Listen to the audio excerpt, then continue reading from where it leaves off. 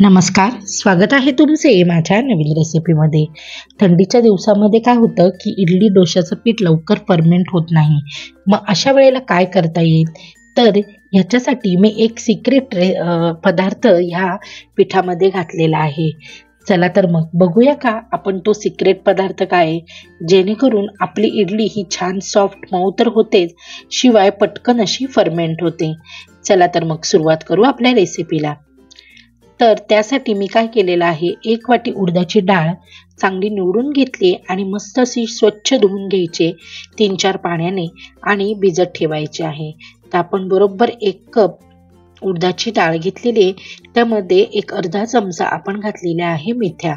तर मेथ्यांनी आपली जी इडली आहे ती म्हणजे इडलीचं पीठ आहे ते लवकर फर्मेंट होतं। आता 1 कप उडदाची डाळ असेल तर आपल्याला 3 कप तांदूळ घ्यायचे आहे। हा रेशो एकदम परफेक्ट असा रेशो आहे। जर तुम्हाला म्हणजे छान मऊ सॉफ्ट इडली हवी असेल तर 3 कप तांदूळ आणि 1 कप उडदाची डाळ घ्यायची। मेथ्या घालायला विसरायच्या नाहीये, कारण मेथीने चव तर छान लागते, शिवाय जे पीठ आहे ते लवकर फर्मेंट होतं। तांदूळ मस्त 4 ते 5 पाण्याने मस्त स्वच्छ धुवून घेतले, कारण आपण इथे रेशनचा तांदूळ वापरलेला आहे। मस्त धुवून घेतले आणि पाणी टाकून भरपूर पाणी घालायचंय आणि 4 ते 5 तास आपल्याला हे बाजूला ठेवून द्यायचंय भिजण्यासाठी। डाळ तांदूळ मस्त आपण भिजवून घ्यायचं आहे।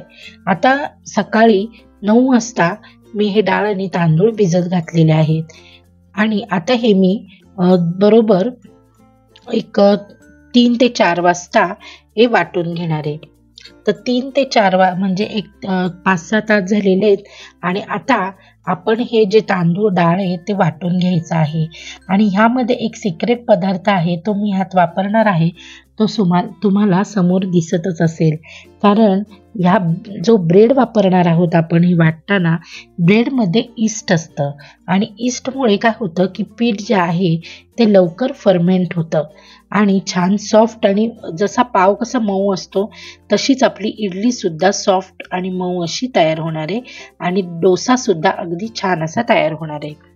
तर आधी आपण काय करणार आहे की आधी आपण फक्त तांदूळ पूर्ण पाणी काढून मस्त असं वाटून घ्यायचे आहे। तर पाणी जेव्हा आपण तांदूळ वाटतो तेव्हा त्याच्यामध्ये पाणी अजिबात घालायचं नाहीये।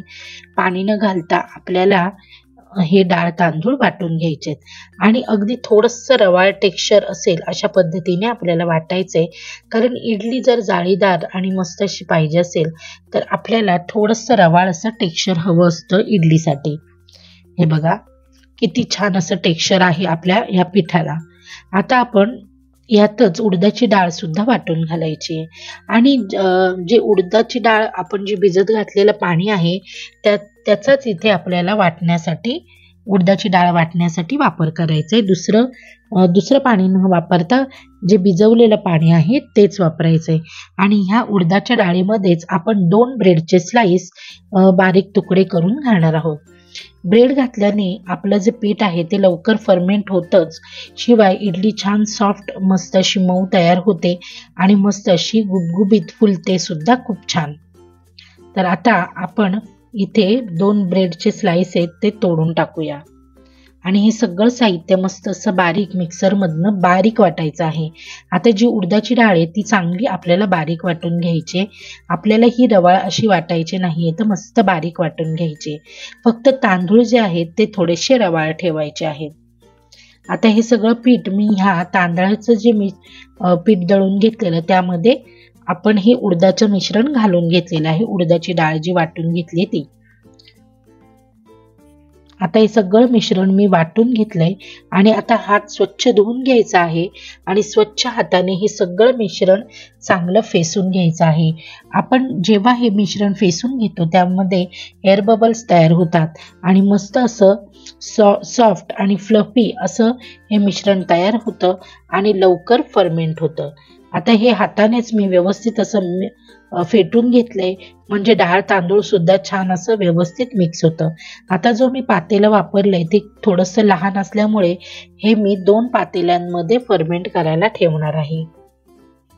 हे बघा, आता मी झाकण ठेवून हे फर्मेंट करून घेतलेलं आहे रात्रभर। आता हे बघा मस्त असं हे पीठ फर्मेंट झालेलं आहे, पण जे पीठ आहे ते थोडंसं घट्ट आहे. त्यामुळे आपण ह्यामध्ये चवीपुरतं मीठ आणि थोडंसं पाणी घालायचं आहे आणि नंतर आपण हे चांगलं मिक्स करून घ्यायचं आहे. आता चवीपुरतं मीठ घातलंय आणि थोडंसं पाणी घालून आपण हे मिश्रण चांगलं मिक्स करून घ्यायचंय. चांगलं हे बघा, जसं आपण मिश्रण फेटून घेतलं त्याच पद्धतीने आपल्याला हे मिश्रण मीठ घालून चांगलं मिक्स करायचं हे बघा. आणि ही कन्सिस्टन्सी आपल्याला इडलीला आणि डोशाला लागणार आहे. हे बघा, तर या एकाच पिठापासून आपण इडली आणि डोसा हे दोन्ही पदार्थ बनवू शकतो. आणि डोसा सुद्धा खूप छान जाळीदार आणि मस्त असा तयार होतो आणि इडली सुद्धा जाळीदार, सॉफ्ट आणि मस्त अशी तयार होते. आता इडलीच्या भांड्याला आपण थोडं थोडं तेल लावून घ्यायचंय, जेणेकरून इडली खाली चिटकू नये. जे भांडं आहे त्याला इडली चिटकू नये म्हणून पूर्ण इडलीच्या भांड्यांना आपण तेल लावून घेतलंय आणि थोडं थोडं बॅटर आपण इथे इडलीच्या भांड्यामध्ये काढून घेणार आहोत. हे बघा, तेल लावल्यामुळे इडल्या अजिबात खाली चिटकत नाही. हे बघा, तेल किंवा तूप जे तुम्हाला आवडत असेल ते तुम्ही इथे लावून घेऊ शकता. आणि अशाच पद्धतीने मी ही सगळी भांडी म्हणजे आपलं जे बॅटर आहे ते टाकून घेते सगळ्या इडलीच्या भांड्यामध्ये.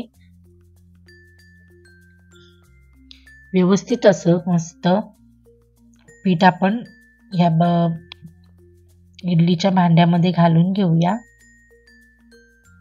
आणि बाजूला आपण इडली पात्रामध्ये पाणी उकळत ठेवलेलं आहे, म्हणजे पटकन अशा इडल्या आपल्या तयार होतील. आता आपण जे पाणी गरम करत ठेवलंय इडलीच्या पात्रामध्ये, त्याच्यामध्ये एक एक करून आपण हे इडलीच्या ज्या थाळ्या आहेत ह्या ठेवायच्या आहेत. तर आधी सगळ्यात छोटी थाळी आपण इथे ठेवणार आहोत. नंतर त्याच्यावरची अशा पद्धतीने ह्या चारही प्लेट आपण ह्या इडलीच्या पात्रामध्ये ठेवून घेणार आहोत. आणि गच्च असं झाकण लावून मीडियम गॅसवर आपल्याला ही इडली 10 ते 15 मिनिटं शिजवून घ्यायची आहे. अगदी 10-15 मिनिटामध्ये आपली इडली मस्त अशी शिजली जाते आणि छान सॉफ्ट आणि मस्त नरम अशा जाळीदार अशा इडल्या तयार होतात. आता आपण इडली तर बनवत ठेवली आहे, आता आपण बनवत आहोत डोसा. यासाठी मी डोशाचा तवा आहे तो मस्त असा तापवून घेणार आहे. तवा तापला का त्यावर अर्धा चमचा तेल घालून सगळीकडे पसरवून घ्यायचं आणि आपण त्यावर पाणी टाकायचंय आणि पाणी टाकून पटकन आपण हे सगळं एका कॉटनच्या कपड्याने पुसून घ्यायचंय, म्हणजे आपला जो तवा आहे हा डोसा बनवण्यासाठी तयार होतो. आता तवा थोडासा 1-2 मिनिटं तापल्यानंतर आपण त्यावर घालायचा आहे डोसा. तर आता आपण हा बनवत आहोत सेट डोसा. आपण अगदी म्हणजे अगदी पातळ पेपर डोसा किंवा साधा डोसा न बनवता आपण बनवत आहोत सेट डोसा. आता आपण इथे एक पळी पीठ तव्यावर घातलेलं आहे आणि डोसा जसा घालतो त्याच पद्धतीने आपण हे पीठ पसरवून घेतलेलं आहे गोल गोल गोल असं. वरतून एखादा चमचा तेल घालून आपण यावर झाकण ठेवून एक अर्धा मिनिटं ह्याला वाफ काढून घ्यायची. कारण जो सेट डोसा असतो ना तो दुसऱ्या बाजूने भाजला जात नाही, तर आपण झाकण ठेवून एका बाजूनेच हा डोसा भाजून घ्यायचा आहे. आता हा डोसा जो आहे तो एका बाजूने खालून भाजलेला आहे. आता आपण थोडंसं अजून एक चमचाभर तूप किंवा तेल ह्यावर घालायचे किंवा बटर. आणि आता हे बघा, दोन्ही बाजूने हा मस्त असा शिजलेला आहे. आपल्याला हा डोसा फक्त एका बाजूने भाजून घ्यायचा आहे. तर आपला डोसा जो आहे तो छान असा भाजला गेला आहे. आता मी तुम्हाला दाखवते, हे बघा. आणि झाकण ठेवल्यामुळे वरून सुद्धा तो चांगला शिजला जातो. आता आपण हा एका प्लेटमध्ये काढून घेऊया आणि अशाच पद्धतीने आपल्याला हे डोसे बनवून घ्यायचे. आणि आता इथे एक 10 ते 15 मिनिटं झालेत आणि आपली इडली जी आहे ती सुद्धा शिजलेली आहे. तर आता या इडलीच्या भांड्यातनं मी ही इडलीच्या प्लेट आहेत त्या काढून घेते आणि थोडी वाफ गेल्यानंतर आपल्याला ह्या इडल्या काढून घ्यायच्या आहेत. चमच्याने व्यवस्थित अशा आपण ह्या इडल्या काढून घेऊ शकतो. खूप सॉफ्ट आणि जाळीदार अशा ह्या इडल्या झालेल्या आहे. आता एका प्लेटमधली इडली मी तुम्हाला काढून दाखवते. किती इझिली ह्या इडल्या निघतायत. अजिबात खाली चिटकत नाही, काही नाही आणि अगदी छान सॉफ्ट आणि जाळीदार अशा ह्या इडल्या तयार झालेल्या आहेत. तर तुम्ही सुद्धा इडलीच्या बॅटरमध्ये ब्रेड घालून पहा. खूप छान सॉफ्ट इडल्या तर तयार होतातच आणि पीठ सुद्धा खूप छान लवकर फर्मेंट होतं आणि मस्त असं इडल्या सुद्धा छान होतात आणि डोसाही छान होतो. आता कोणत्याही खोबऱ्याची चटणी, शेंगदाण्याच्या चटणी सोबत किंवा अगदी सांबार बरोबर तुम्ही या इडल्या आणि डोसा सर्व्ह करू शकता. तर तुम्ही सुद्धा अशा पद्धतीने बनवून पहा आणि मला कमेंटमध्ये सांगायला विसरू नका. चला तर मग आता आपण पुन्हा भेटूया आपल्या पुढच्या व्हिडिओमध्ये. Bye bye.